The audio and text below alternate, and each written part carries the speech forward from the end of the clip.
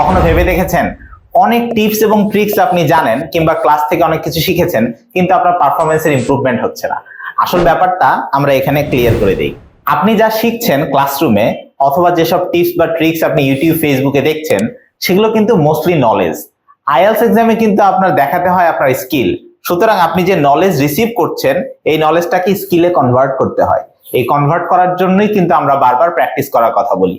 কিন্তু মজার ব্যাপার হচ্ছে প্র্যাকটিস করে ইমপ্রুভমেন্ট করা যায় না, কারণ আপনি যখন প্র্যাকটিসে ভুল করেন সেই ভুল থেকে শেখা এবং পরের প্র্যাকটিসে সেই ভুলটাকে অ্যাভয়েড করা, অর্থাৎ লার্নিং ফ্রম মিস্টেকস এর যে প্রক্রিয়া, সেই প্রক্রিয়াটা আপনি ফলো করেন না।